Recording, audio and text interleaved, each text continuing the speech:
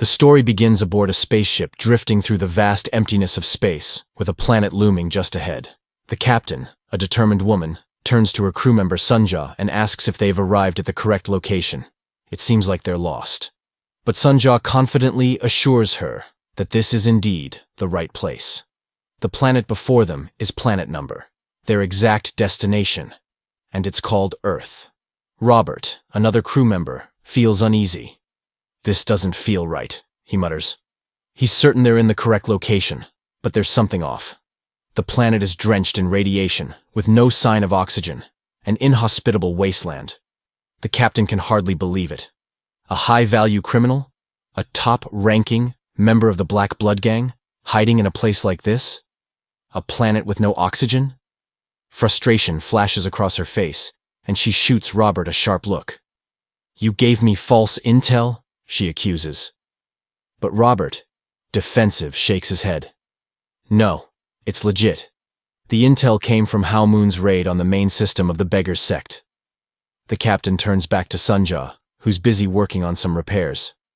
"What do you think of the intel?" she asks. Without looking up, Sunja responds, "If Hao Moon really came to Earth, it would be a death wish. The planet's oxygen saturation is only 23.76%, and the radiation contamination is at 87 sieverts. It's a perfect place to die." The captain raises an eyebrow. "Could anyone survive down there?" Sunja pauses, considering. With top-notch radiation shielding and a high-capacity internal energy drive that can last for several cycles, maybe they could survive for 6 hours. Maybe. The captain's expression turns serious as she turns back to Robert. "Are you willing to stake your life on this intel?" Robert hesitates, his confidence faltering. He can't bring himself to answer. Risking his life on a hunch doesn't seem so easy now. The captain, uninterested in Robert's hesitation, cut him off. "If the criminal we're hunting isn't down there, you're in big trouble," she warned. Just then, Sunja chimed in, mentioning that a human life had been detected beneath the surface of Earth. With that, the captain and Robert prepared for their hunt, while Sunja remained aboard the ship, overseeing its protection and relaying intel. As they descended to Earth, the once vibrant planet now lay barren, a wasteland stripped of life. The location where the life signal was detected was none other than Mount Tai. The captain stared in disbelief. "This is Mount Tai?" she muttered, taken aback by the sight of what was now little more than a ruined, desolate landscape. Sunja, over the comms, confirmed, "Yep, the origin of the Mount Tai star system. A place the Martial Alliance still calls a legendary sanctuary." The captain scoffed, struggling to reconcile the dump in front of her with its storied past. Those old geezers in the Martial Alliance. Why don't they clean up their so-called sacred ground? "What are they making money for?" she grumbled. Robert smirked. "They'll never lift a finger for something that doesn't make them a profit. All talk, no action." Suddenly Sunja's voice crackled through her earpiece. "Captain, you're standing right where the life signal was detected." The captain froze. "Are you sure?" she asked. "Positive," Sunja replied. "It's directly below you." The captain knelt down, pressing her hand to the ground. Robert looked at her, confused. "What are you doing?" She didn't look up. "Whatever's down there, it's still alive. But if I were buried down there, I'd have suffocated long ago." Without warning, she activated her internal energy drive, sending a shockwave through the ground. A massive explosion erupted, covering Robert in dust. Coughing, he glared at the captain. "Next time, give me a heads up before you blow something up," he grumbled, brushing off debris. The blast revealed a deep hole. The captain turned to Sunja. "Is there still a sign of life?" Sunja's response came after a brief pause. "It's faint. But yes, still alive. And there's a large space down there, too." Robert suggested bringing the electronic ladder, but the captain didn't wait. She dove straight in without a second thought. "Ha! Always so hot-tempered," Robert muttered, shaking his head. He quickly followed, insisting they go together. Underground, they found themselves standing before a massive door, its surface carved with an inscription signed by someone named Lee Mok-jin. Robert frowned, unable to decipher the ancient script. "What does it say?" he asked. The captain turned to Sunja. "Translate it!" Sunja's voice crackled over the comms. "It's an ancient language, about 2,000 years old. It says, 'The world fears me and imprisoned me with the great Dharma teachings. If you clumsily try to awaken me, death will greet you first.' Basically, it means, don't open the door unless you want to die." Excited, Robert turned to the captain. "That has to be our guy. Only a bastard like him would leave a dramatic threat like that." But the captain shook her head. "The message isn't from the criminal. It's written in an ancient language. No one today could have written this." Robert tried to argue, but she wasn't interested. Instead, she saw the warning as a good sign. If someone went to the trouble of threatening anyone who opened the door, it meant there was something valuable inside. Without hesitation, she pushed the door open. Inside, they were stunned. At the top of a staircase sat a figure. It looked human, but neither of them could be sure. Curious, the captain started climbing the stairs, eager to get a closer look. The figure was covered in thick, tangled beards, its legs crossed in a meditative pose. "Is it alive? Is it human?" Robert asked skeptically. He doubted anything buried for 2,000 years could still be alive, but the captain didn't respond. Reaching out, she gingerly touched the figure's nose. To her shock, an electric spark jolted from it. Startled, the captain took a step back. Her disbelief quickly turned to alarm as she felt a sudden wave of bloodlust emanating from the figure. She immediately activated her magic powers, ready to defend herself, but it was futile. In an instant, a tremendous surge of magic erupted from the figure, shooting through the hole in the ground and rocketing out of Earth into space. The blast was so powerful, it nearly destroyed their ship. Back on board, Sunja, who had no idea what was happening, frantically called out over the comms. "Captain? What's going on down there? What the hell just happened?" But no reply came. He tried again and again, calling their names, but was met with only silence. The room was thick with dust, and amidst it, the captain coughed up blood, reeling from internal injuries caused by the sudden explosion. She couldn't fathom what had just happened. In front of her lay Robert, unconscious on the ground. Suddenly, the unknown figure appeared before her. "Who are you?" he demanded. "Who dares to awaken me?"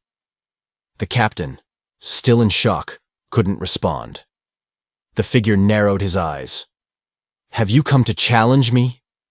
Has a martial artist capable of challenging me finally emerged?" He demanded answers, but she had no idea what he was saying.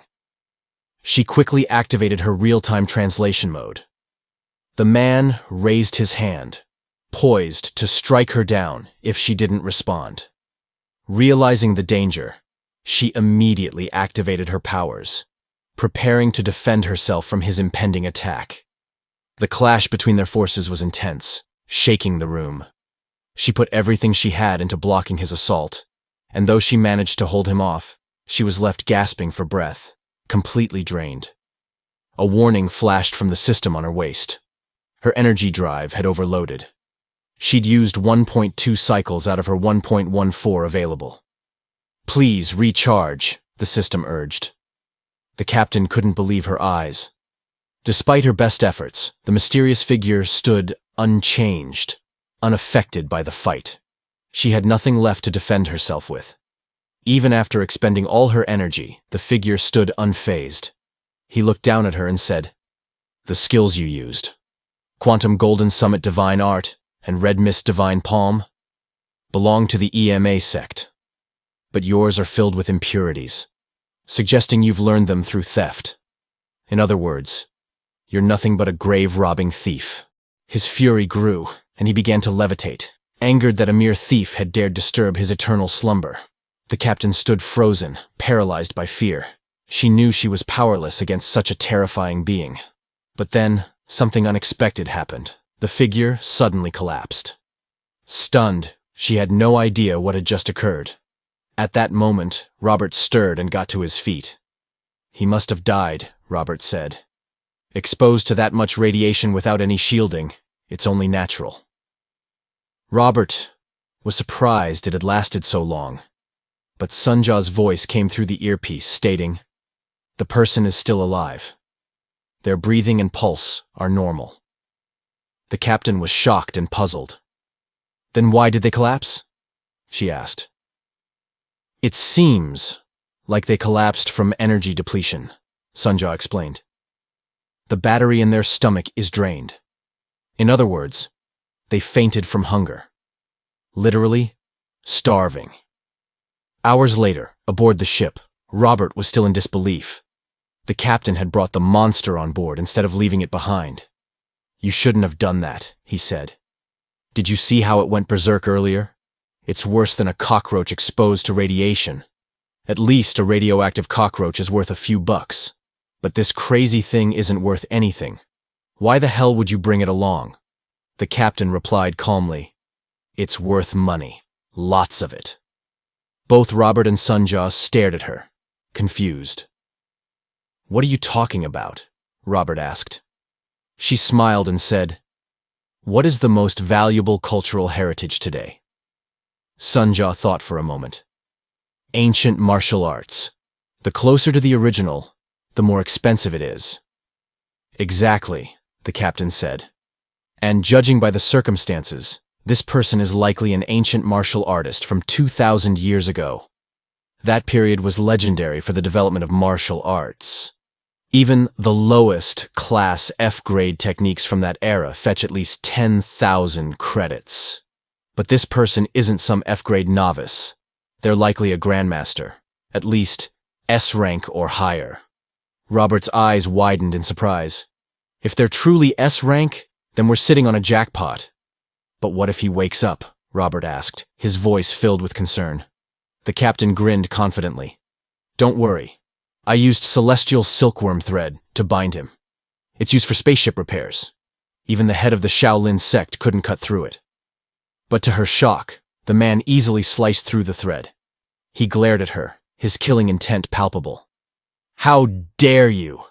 Lowly, grave-robbing thieves dare to desecrate me. I'll tear you to shreds." The captain and Robert immediately assumed defensive stances, bracing for the worst. But before they could react, Sunja appeared in front of the man, holding a tray full of sausages. The sight was so absurd, neither the captain nor Robert could believe it.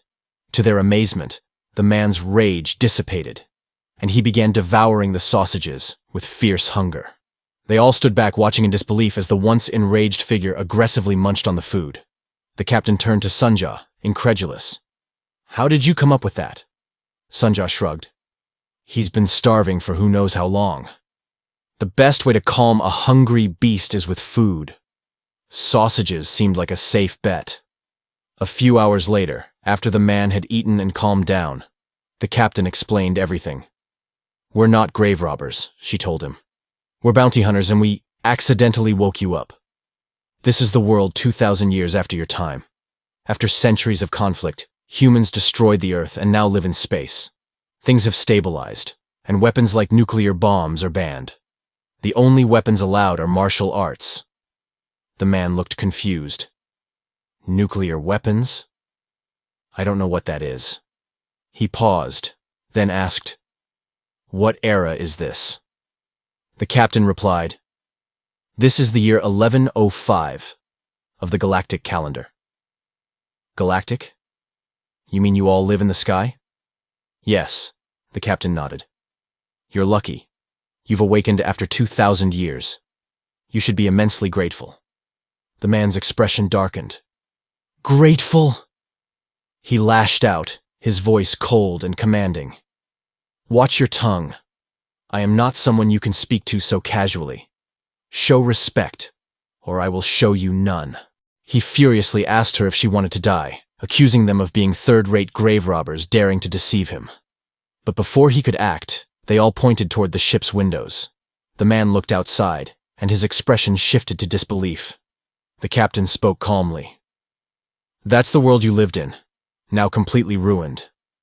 She patted him on the head, adding, "Now that you've seen it, do you believe us?" But the man's killing intent flared once again. Even if I want to believe, I can't. There's no way I can accept that the land I once knew is now round. The captain sighed, disappointed. How can anyone be so ignorant? Suddenly, Robert wrinkled his nose.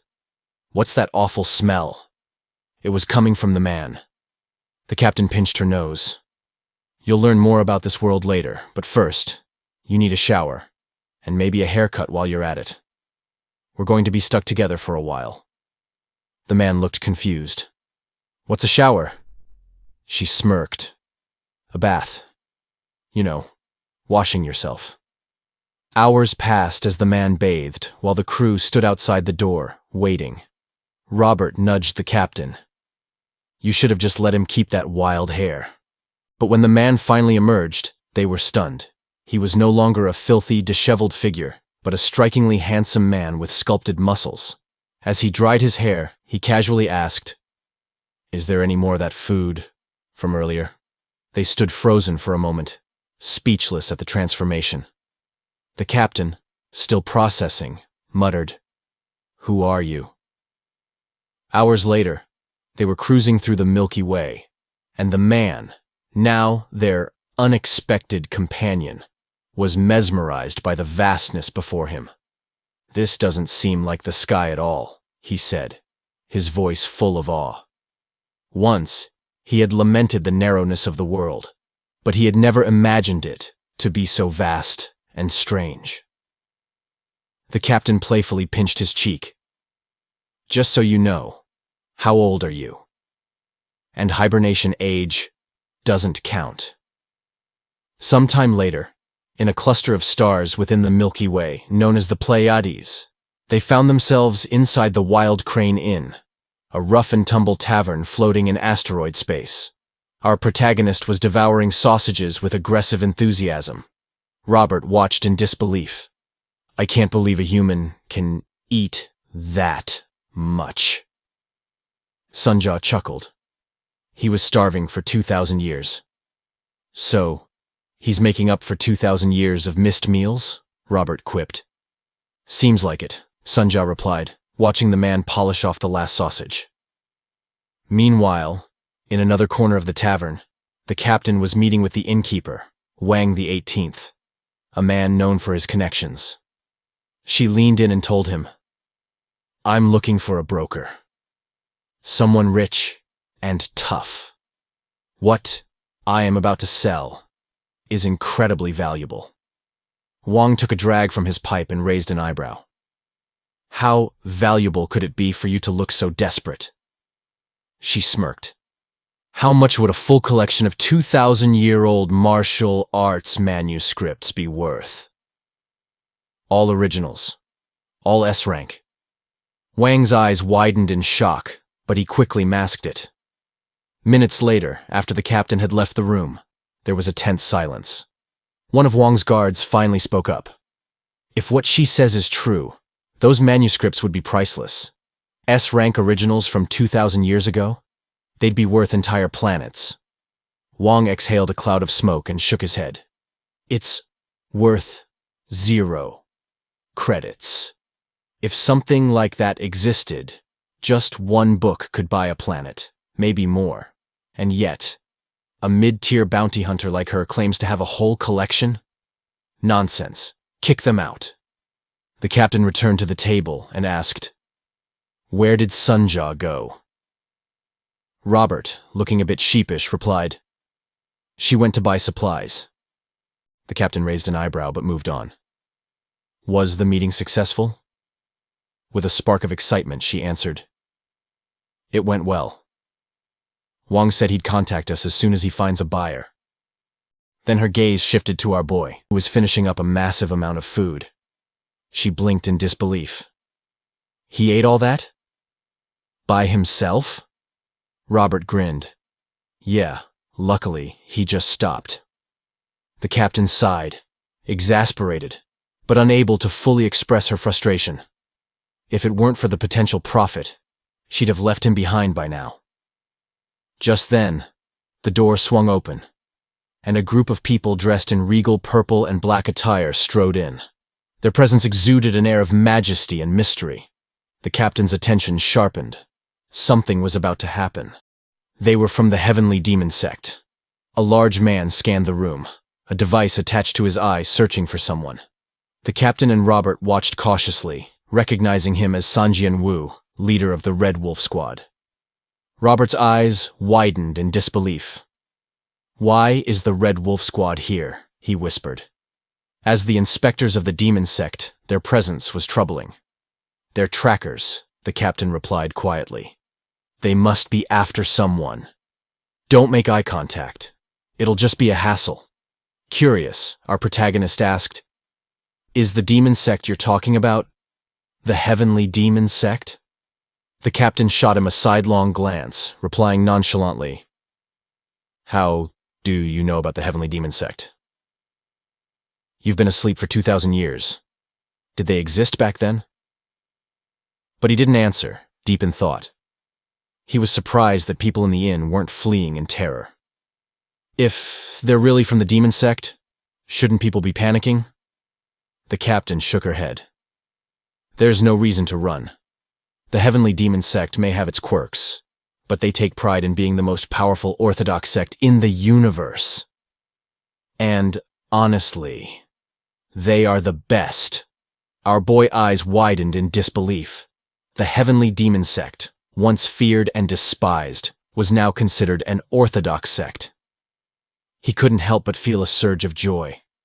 His once distant and impossible dream had finally been realized. Meanwhile, Sanjian Wu continued scanning the room, eyes landing on different patrons. Some met his gaze boldly, while others hid their faces. He approached a man trying to remain unnoticed, commanding him to look up. Reluctantly, the man obeyed. Sanjian's scanner lit up, revealing the man's profile. Male, internal energy at 52.7 Celsius. 5-star Blackbird martial arts, wanted for robbery and assault. Level 2 criminal. Sanjian looked at him coldly. Today's your lucky day. You're not our target, but you should turn yourself in to the Martial Alliance, or you'll regret it. Before Sanjian could move on, something completely unexpected happened. Our boy casually patted the Red Wolf Squad leader on the head. He was thrilled, seeing his once seemingly impossible dream come true through the younger generation. His actions left everyone in the inn stunned. No one could believe what was happening right before their eyes. Our boy admired the younger generation's achievement and, with genuine awe, hugged the man's head, saying, "How much suffering must these young ones have endured to reach such heights?" Wei Yu, barely containing his frustration, turned to the inn's patrons. "Does this child have some sort of intelligence issue?" Robert stepped forward, stammering. "He doesn't have intelligence issues. It's just that his social skills are a bit lacking." Wei Yu turned back to our boy, his anger barely restrained. "You should consider yourself lucky today. If I had sensed even a hint of martial arts energy from you, you would have been shattered into pieces." He tried to remove our boy's hand from his head, but it wouldn't budge. Despite his efforts, couldn't move him, no matter how hard he tried. Even Robert and the captain were perplexed by the situation. Realizing brute force wouldn't work, Wei Yu activated his internal energy drive, unleashing his blood wolf demon art at full power. He shouted at our boy, exuding a terrifying amount of magical energy. "Stop messing around!" The entire room gasped at the display of power, and Wei Yu's underlings murmured in disbelief. Our boy, however, returned to where the captain and Robert stood, completely unfazed. His outburst. Wu stared in disbelief. "It seems I've underestimated him," the captain remarked. Wei demanded, "Tell me who you are." Despite his attempt to intimidate, he found himself unable to extract any details about our boy. Everything about him was unregistered in the system. His gender, internal energy, and martial arts level were all missing. It was as if his database had no record of him at all. He couldn't believe that someone, with no internal energy, could still be alive after enduring his attack. Our boy looked at him calmly and said, "It seems you use the Blood Wolf demon art. It's one of the lower-tier martial arts among the heavenly demon body cultivation techniques. Even so, it's impressive that it has been passed down to this day. However, it's a shame that your internal energy and chi are out of sync. It seems your training method is flawed. Meeting me today is the opportunity of a lifetime for you. Let me personally correct your mistakes." He stepped forward. However, unlike in typical manhwa where opponents would immediately grovel at our boy's feet upon realizing his accuracy, Wei Yu called him a lunatic. Wei Yu then activated his energy with the intent to kill. As he unleashed his Red Wolf Demon Claw first form, our boy effortlessly dodged without moving a step. Despite Wei Yu's relentless slashing, not a single cut landed on our boy's clothes. Switching to the Red Wolf explosion technique, Wei Yu still couldn't make contact. He tried the Red Wolf Tremor Wave and Red Wolf Ghost Claw, but each attempt failed as our boy remained too swift to touch. Observing Wei Yu's attacks, our boy noted that while Wei Yu had ample internal energy and precise form, something was fundamentally flawed. As Wei Yu struck again, our boy seized his head and slammed it into the ground, admonishing him for his crude skills. The inn fell into stunned silence as everyone witnessed this display. Our boy then told Wei Yu that although he had learned the technique, he had done so without understanding it. True martial arts, he explained, aren't just about imitation. They are about adaptation and personal mastery. He demanded Wei Yu get up if he understood, but there was no response. It was clear why. After such a forceful slam, getting up was impossible. Wei Yu's underlings, shocked and enraged, rushed to retaliate for their leader. What followed was brutally one-sided. Some hours later, in Heavenly Demon Sect District 32, the shocking events from the inn were replayed. Even the district commander could scarcely believe the scene. Wei Yu and his underlings were all knocked out cold. The commander of Heavenly Demon Sect District 32, Zhang Ritak, was stunned when he reviewed the footage from the inn's cameras. The report he received from the senior elder, Zhou Chunrock, revealed that although Wei Yu and his squad had suffered severe bruising, their lives were not in danger. Ritak, however, did not see this as a fortunate outcome. Losing to an unknown stranger was a significant blow to their pride. Chunrock confirmed that the mysterious fighter was not registered in the Martial Alliance database. However, his companions, a group of bounty hunters known as the S-Devil Team, were registered. Led by Seryung, the so-called Blazing Devil, this team operated in both orthodox and unorthodox circles and primarily dealt with B-class or lower criminals. Despite having left the Wild Crane Inn, their movements could still be tracked. Chunrock suggested sending a pursuit team, but Ritak decided to handle the matter personally. He pressed a green button on his console, and a screen flickered to life, displaying a figure who greeted him. "It's been a while. Do you have a request for our Greenwood group?" Sometime later, aboard their ship cruising through the Milky Way, our boy sat at a table with a knife and fork, eagerly awaiting his meal. Meanwhile, the captain and Robert stood nearby, watching him intently. Robert turned to the captain and said, "Be honest. You're just as scared as I am right now." The captain looked puzzled. Robert explained that it was astounding how strong our boy was, having effortlessly defeated Wei Yu and the Red Wolf platoon with a single blow, despite their status as A-rank martial artists. The captain, brimming with confidence, boasted that she could have done the same if she had fought seriously. Although they were A-rank, they were at the lowest tier of that rank. Robert added that he might have managed to scratch them a little if he had risked his life. But our boy had dispatched them as easily as swatting flies. The captain walked over to our boy, slammed her hand on the table, and said they needed to talk. Our boy, however, was unamused and replied that he would only talk if there was food. The captain sat down, crossed her legs, and insisted that they talk first. "You! What's your name?" she demanded. Robert suggested she should use honorifics first, but the captain ignored him. "Are you deaf? What's your name?" she pressed. But there was still no response from our boy. Sunja arrived with a tray full of sausages. Our boy glanced at the food, but the captain told him not to even think about eating until they had finished their conversation. She asked for his name again, but there was still no response. Robert suggested that she should at least let him eat comfortably first, noting that it's generally not wise to disturb someone while they're eating. However, the captain was unmoved. After a moment of silence, our boy finally said, "My name is Lee Mokjin. From now on, we'll refer to him as Mokjin. As for the captain, we'll call her Seor-young, as that is her name." Seor-young then inquired about Mokjin's identity or past profession, but there was a brief pause before Mokjin responded, "My past profession is the supreme heavenly demon." Seor-young was taken aback. "Did you just say supreme? What on earth is this guy talking about? Did we give him bad sausages or something?" But before they could continue, the ship's emergency alarm began blaring. Seor-young and Robert were startled, unsure of what was happening. Sunja, who was in charge of ship security, informed them that someone was targeting them at close range. Seor-young rushed to investigate and said, "I knew it! It must be the Heavenly Demon sect coming for revenge since Mokjin defeated the Red Wolf platoon."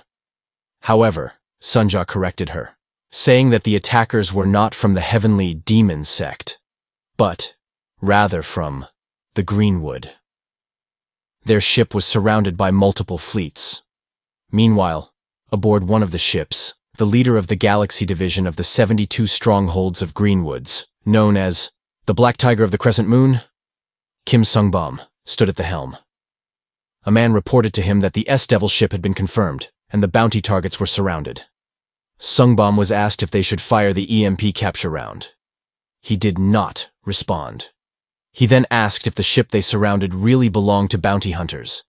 The man confirmed it, saying that according to their investigation, the ship was operated by a group led by someone called Blazing Devil Seor-young.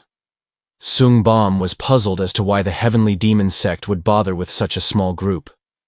The reason for surrounding Seor-young's ship was that they had received a bounty request from the Heavenly Demon sect. The request wasn't just to capture, but to erase Seor-young and her crew from existence. Sung-bom found the request odd and suspected something was amiss. He was certain that Chunrok had a reason for specifically entrusting the task to them, even though the Heavenly Demon sect was more skilled at taking lives. He suspected a trap on the S-Devil ship. Despite being surrounded by a large fleet, Seor-young showed no signs of fear. She initially thought they were there to rob them, assuming they were just bandits. However, Robert doubted their intent to rob, given the size of their fleet and their extreme poverty. There wouldn't be any profit in robbing them. Understanding Robert's point, Seor-young confidently declared that it didn't matter. They would just have to deal with the Greenwood scumbags if they got in their way. Sunja, however, warned that defeating them wouldn't be simple since they were part of the Galaxy Division of the 72 Strongholds of Greenwood, and it appeared the entire division had been mobilized. Seor-young asked incredulously if the entire Galaxy Division had indeed been mobilized, and if that meant the division leader, the Black Tiger Kim Sung-bom, was there as well. Without a hint of fear, she said that even she would struggle against Sung-bom. Robert noted that it wouldn't be easy. She'd be dead within 3 moves if she faced him. Seor-young grumpily replied that it wasn't that bad, insisting she could still put up a fight if she really tried. Robert, recognizing that she was merely trying to act tough, suggested they should just surrender quickly, as they had nothing to lose. Seor-young thought for a moment before issuing her command. She told everyone to follow her orders from now on. She decided to let the enemy fire the EMP capture round to cut off their ship's energy and incapacitate them. They would also allow the enemy to board their ship armed, search it, and take anything deemed unnecessary for their survival. Robert was taken aback. "What the hell are you saying? How is that any different from surrendering?" Seor-young then approached our boy, gently patting his shoulder repeatedly. She reassured him that the ship would shake when the EMP hit, but there was no need to panic. According to space laws, no destructive force would be used against them. These laws prohibited the use of lethal force in battle. However, she noticed that he didn't seem to understand her explanation, so she left him. As she walked away, she warned him not to interfere. The enemies would leave once they took what they wanted. But if a fight broke out and things escalated, she couldn't guarantee their survival. Casually, Seryung asked Sun Ye if their ship had already been locked on. If so, they needed to brace for impact. To her shock, Sun Ye revealed that what was being fired at them wasn't an EMP. Instead, it was a ship-destroying photon cannon, signaling the enemy's intent to kill them. Meanwhile, aboard the Greenwood ship, a man informed Sungbom that using the photon cannon violated space regulations and could cause trouble later. He suggested they should quietly capture and eliminate their targets instead. But Sungbom, uneasy about the mission, decided otherwise. He had a bad feeling and thought it was better to reduce their enemies to dust. Besides, they could pin the blame on their client, the Heavenly Demon Sect. He gave the order to fire when ready. On the S-Devil ship, Seo-young panicked and asked Sunya if they could warp out and escape. Sunya replied that it was impossible. They were surrounded on all sides. Seo-young asked again if they could block the attack with shields, but Sunya explained that it wouldn't work. They had sold some of the ship's parts for living expenses. Frustrated, Seo-young muttered, "Damn it, we're screwed." At that moment, the photon cannon finished charging, and Sungbom gave the command to fire. Boom! The energy blast shot directly at their ship. Faced with certain death, they braced for impact and accepted their fate. There was a massive explosion, but to Sungbom's surprise, the ship remained unharmed. The attack had been blocked by another large vessel. The ship belonging to a girl with a spear in her hand. This was Elena, famously known as the 8th-foot fighting ghost. Seryung, Robert, and Mokjin were shocked to see Elena, and even Sungbom had no idea why she was there. The pilot informed Sungbom that Elena had used a terraformation-grade shield to block the attack. Though it was powerful, they could penetrate it if they maxed out the photon cannon's output.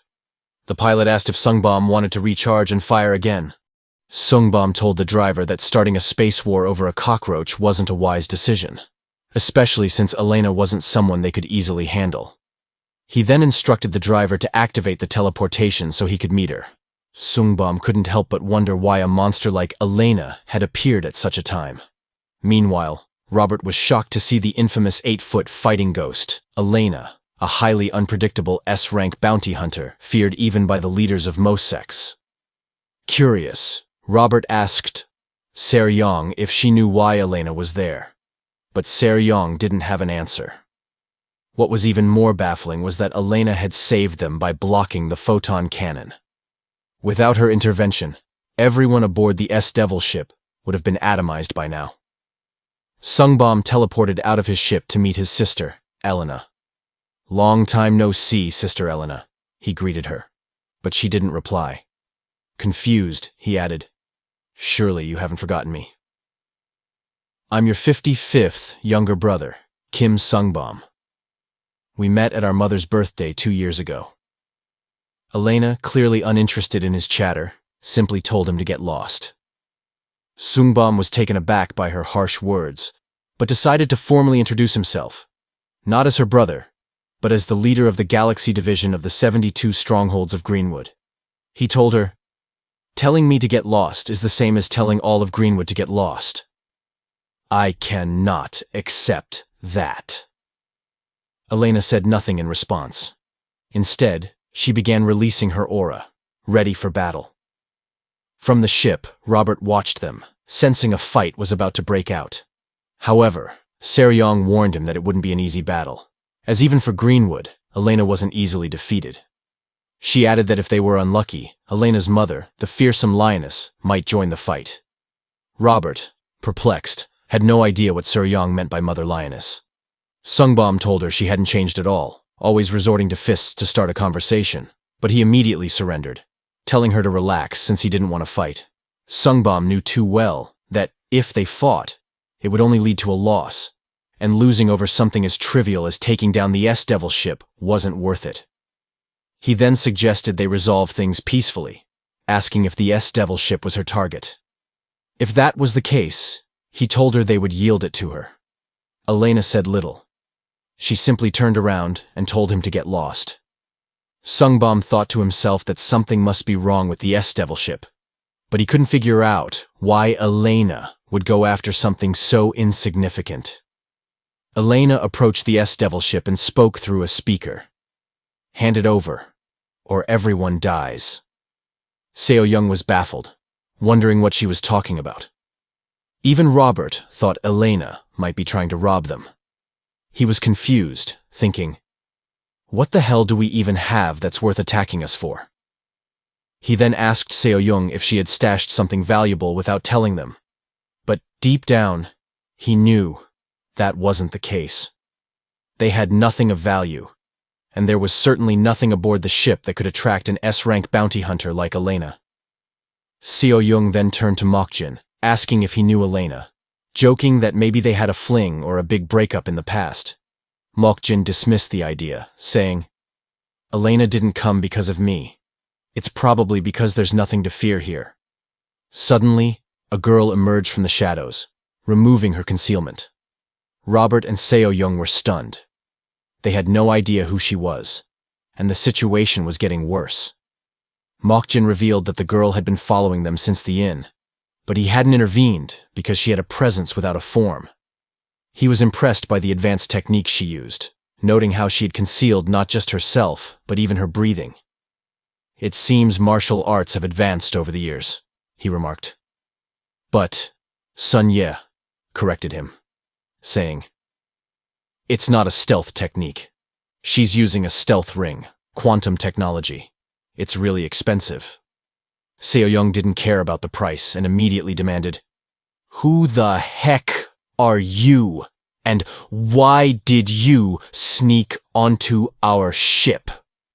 The girl stuttered nervously before replying, "My name is Younghwa Rin." But Seo Young wasn't interested in her name. "Are you the target of the people outside?" she asked.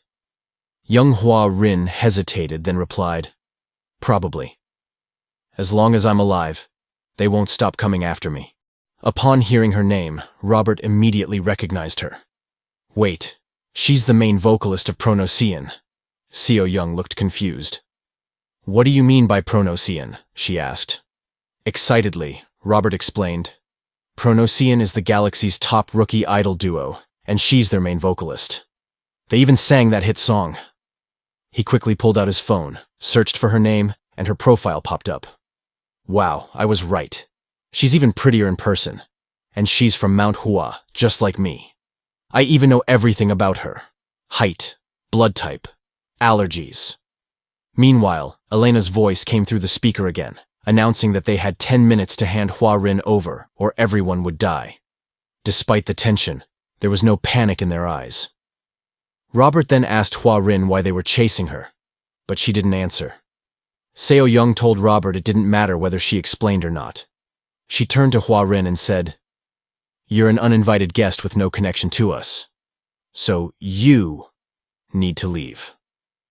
Robert tried to persuade Seo Young, but she firmly stated that her decision as captain was final. Hua Rin was then brought to the door of the ship to be handed over to Elena.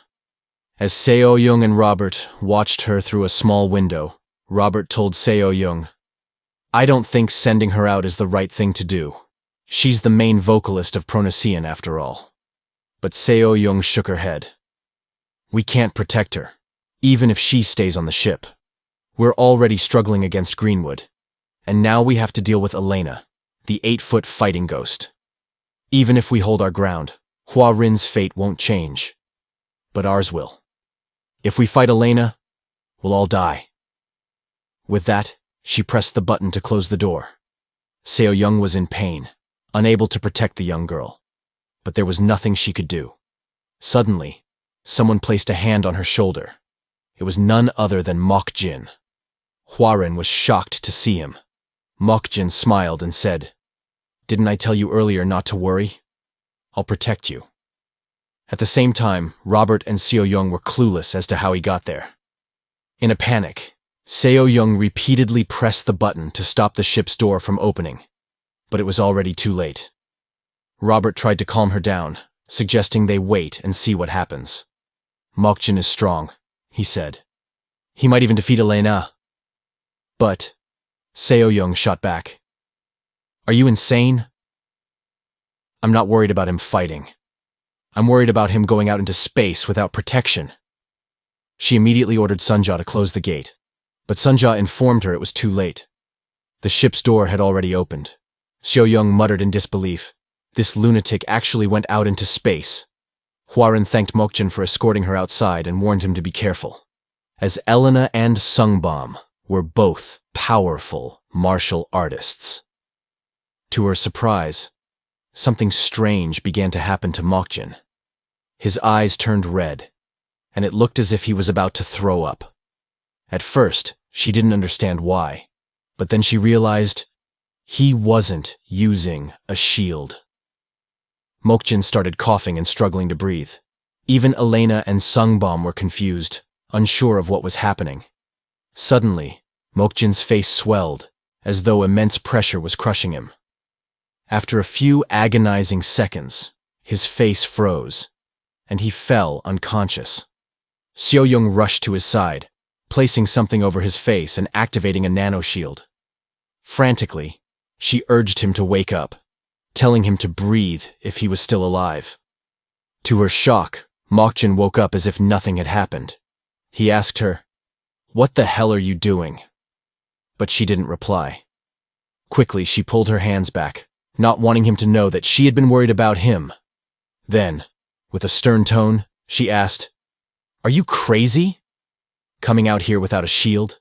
The temperature is minus 300 degrees and the pressure would crush your internal organs in less than 10 seconds.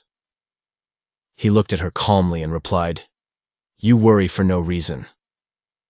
I am a supreme being of heaven and earth. Nothing in this world can threaten my life."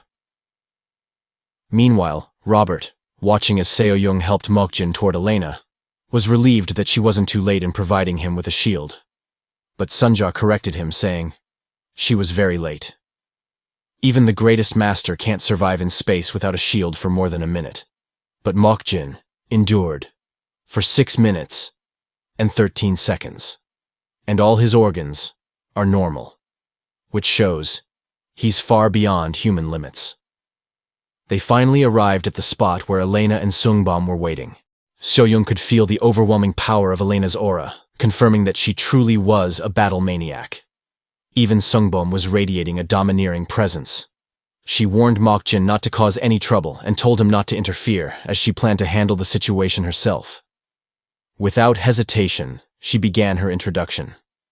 "Nice to see you. I've heard a lot about you two, but meeting in person is even better."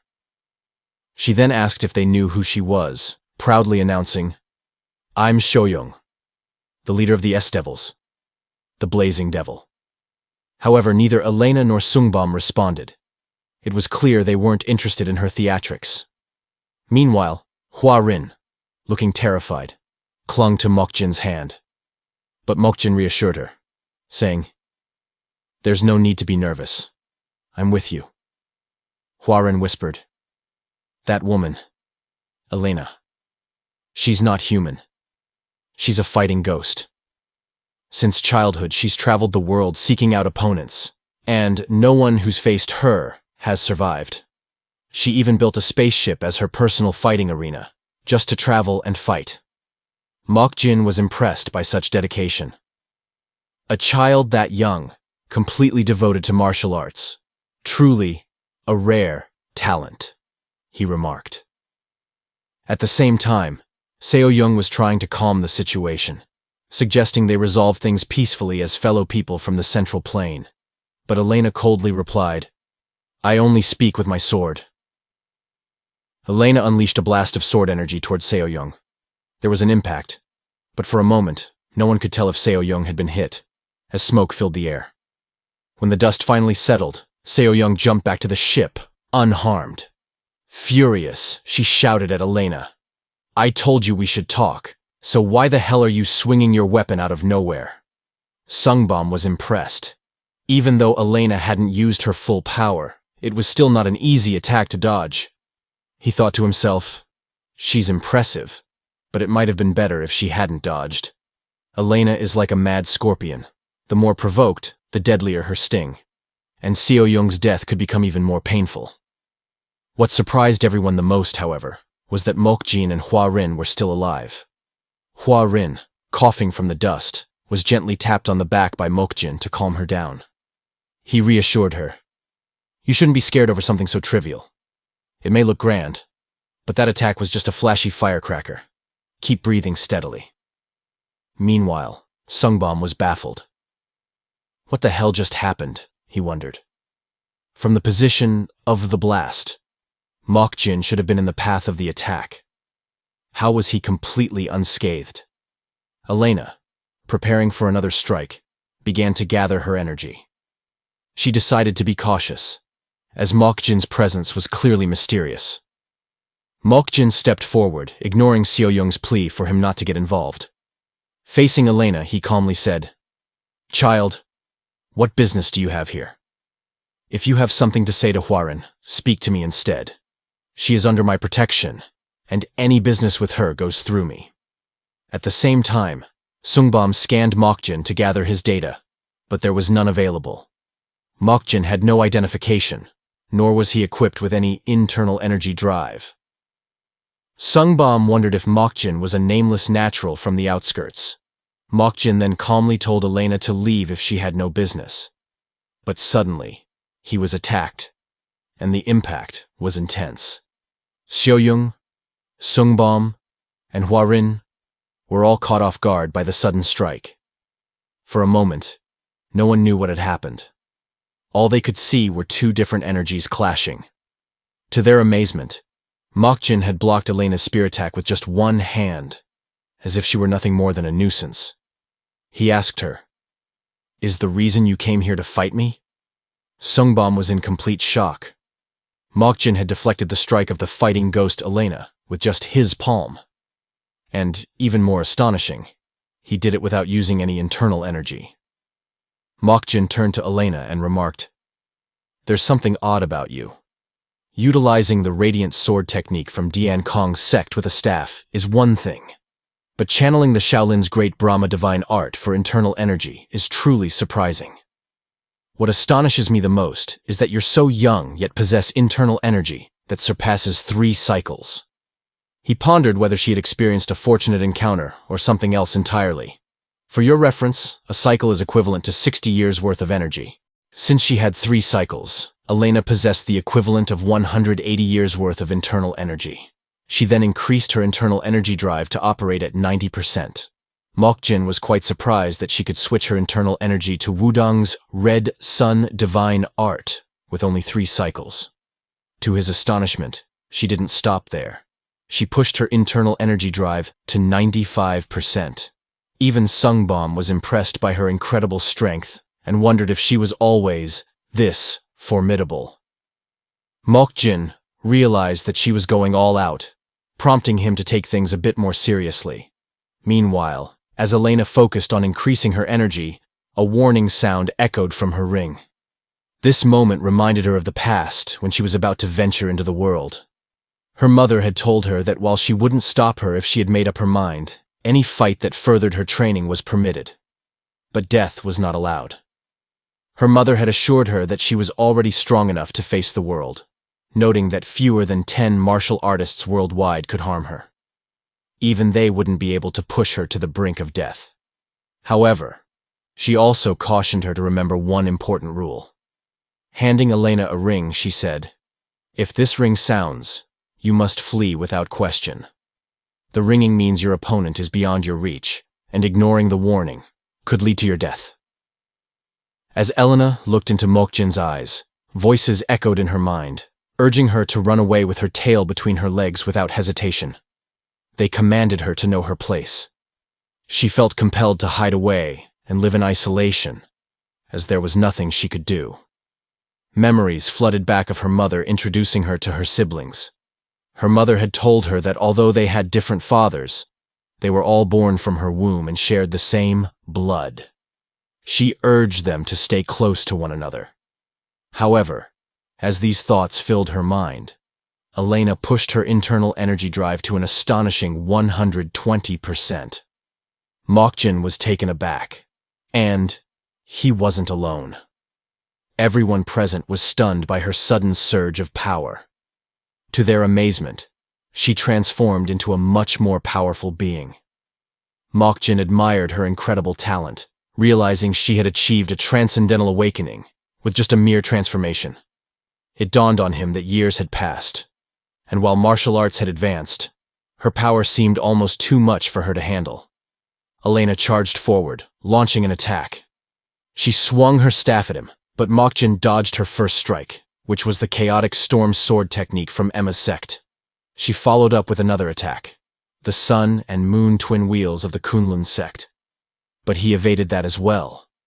At the same time, her energy drive surged to 125%, increasing the force of her attacks. Yet, Mokjin managed to dodge them, familiar as he was with all the techniques she employed. Now, she switched to the sun-piercing spear technique and the falling sunblade technique of the Diankong sect. Seeing that she was still unable to land a hit on him, she increased her energy drive to 140%. This time, her energy transformed into a blazing storm, unleashing multiple attacks. She employed the dog-beating stick technique, the drunken 8 immortals step of the beggar sect, and the 4,000 red needles of the esoteric sect. Despite her barrage of attacks and the combination of various techniques, Mokjin effortlessly dodged each strike, as if he were toying with her. Undeterred, she pushed her energy drive to an impressive 170%. However, Mokjin had lost interest in playing with her. With a mere swing of his hand, he unleashed a powerful counterattack, resulting in a massive explosion upon impact. The area became engulfed in smoke, and for a brief moment, no one could tell whether the battle had ended. To their astonishment, Elena emerged unarmed, having undergone yet another transformation. This time, it was more like an Asura's descent. She charged forward at full speed, increasing her internal energy drive to 190%. As they were about to clash, Mokjin communicated with her through telepathy, urging her to stop. He acknowledged her admirable talent, but warned that she had crossed the line of righteousness. Her awakening revealed wounds and desires, and she had become consumed by her inner demons. If she continued down this path, he would have no choice but to kill her to protect Warren, as he had promised. With that resolve, he activated the energy in his hand, summoning a very long sword. At the same time, Seoyoung and Sungbom were shocked to see him summon a heart sword. Elena didn't reduce her speed at all, having made up her mind to fight until one of them was dead. A true life-and-death duel. Since she didn't stop her attack, Mokjin swung his heart sword at Raj. The light from the Kyrie. Their clash was blinding, and with a deafening bang, the ship they were on exploded, the force of their attack surpassing that of a photon cannon. The Greenwood ship operator couldn't believe his eyes, stunned by the sudden explosion. Sungbom teleported back to his ship, returning to his initial spot, but he was heavily injured, barely escaping with his life as he had been on the ship when it detonated. He stood up and assured the driver not to worry about him because he was still alive. But he added that if the teleportation had been even 0.1 seconds late, he would have been torn to pieces. Meanwhile, amidst the debris of the exploded ship, Seoyoung asked Mokjin if he was insane for almost killing them all. She told him he should have shown some restraint. After all, no one in their right mind would set their ship on fire just because they were angry. Mokjin, bleeding from his mouth, replied that restraint wasn't an option. As Seoyoung stood up, she was surprised to see he was hurt. Mokjin explained that his injuries were the result of facing a power far stronger than he had anticipated. They both looked up at Elena's floating body, surrounded by her scattered shield and broken equipment. Seoyoung then asked Mokjin if she was dead. He replied, "No, she is not dead yet. A stronger force protected her." The being that shielded Elena was stunning, as if an angel had descended from heaven. Seoyoung was astonished to recognize her as the West Heaven Sword Matron, the mother of both Sungbom and Elena. Hours later, Elena was placed in a healing liquid. Mokjin and the others stood behind her while Sungbom knelt, showing his respect to his mother. He politely told her he hadn't known she would be coming, and asked her to punish him for his lack of loyalty and filial piety. However, she told him that his opinion wasn't needed at the moment, and that he should act as if he weren't there. The matron then greeted Mokjin warmly, introducing herself as the West Heaven Sword Matron. Sungbom was taken aback to see his mother showing such respect. Even Seo-young couldn't believe the West Heaven Sword Matron was exhibiting such courtesy. The matron then told Mokjin that she had violated the dueling code of martial arts by intervening, driven by familial affection.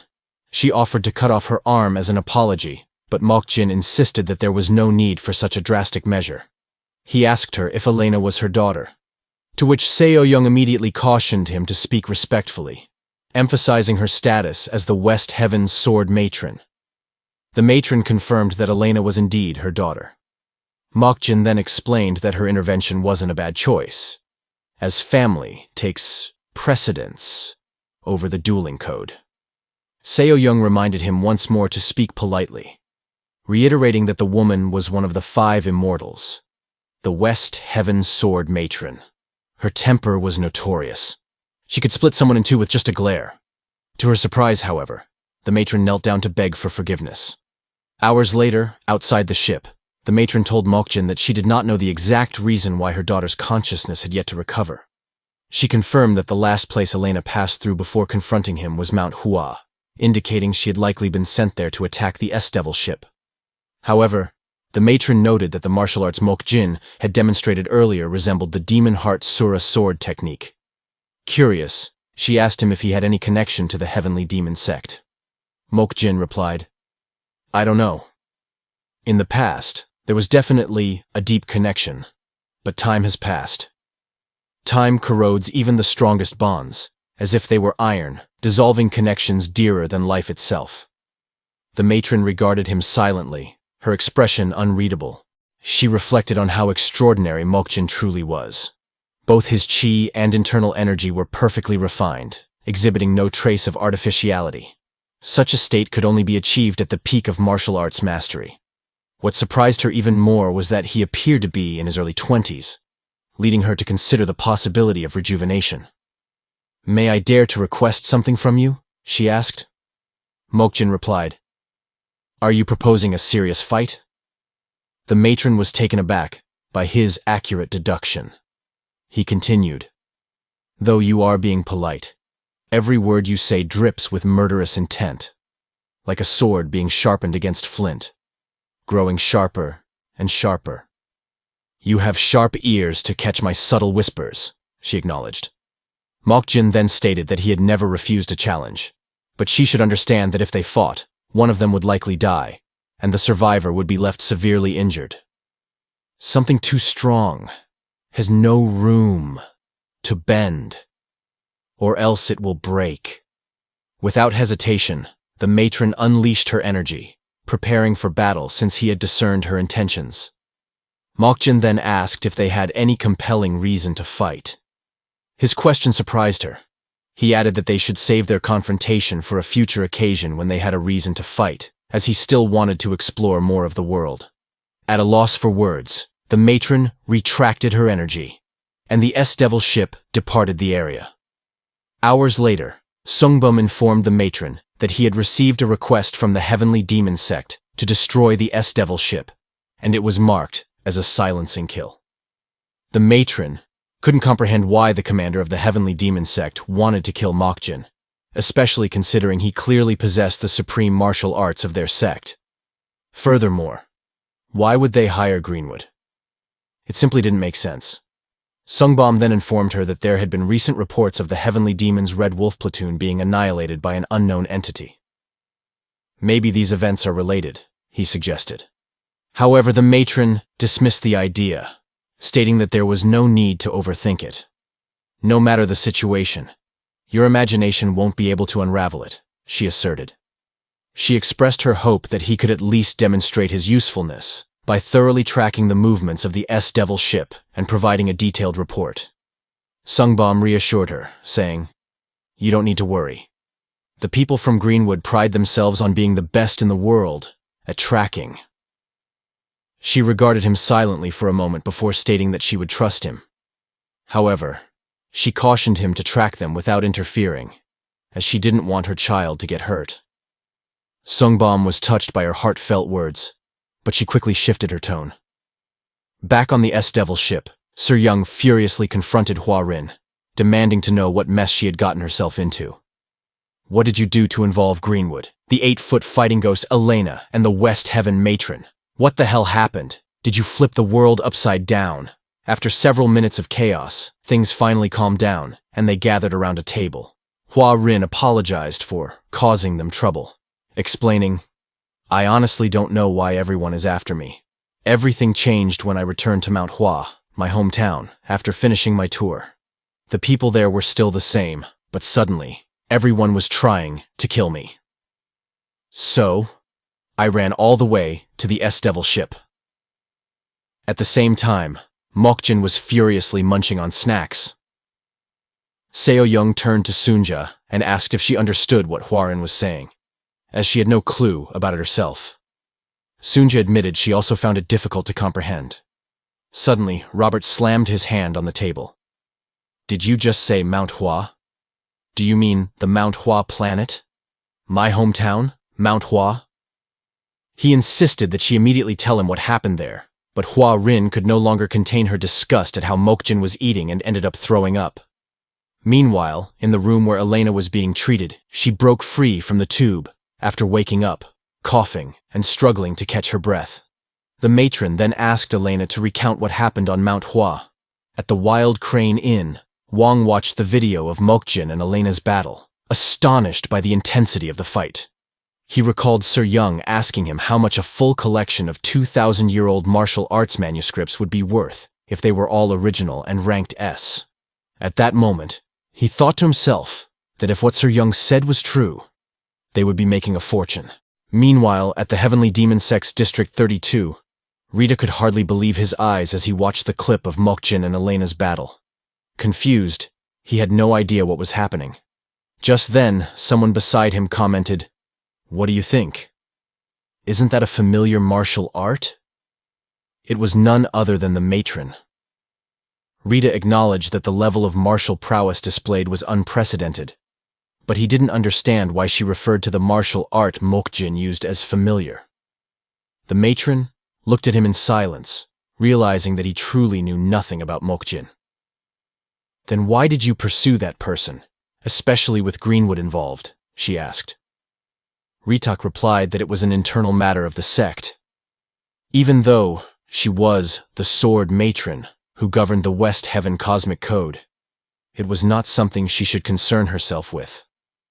But suddenly, in the blink of an eye, Ritak's neck was cut. The cut was so swift that it took Ritak a moment to realize he had been injured. Though he was bleeding, it wasn't a deep wound. He clutched his neck and asked her if she was declaring war against the Heavenly Demon Sect.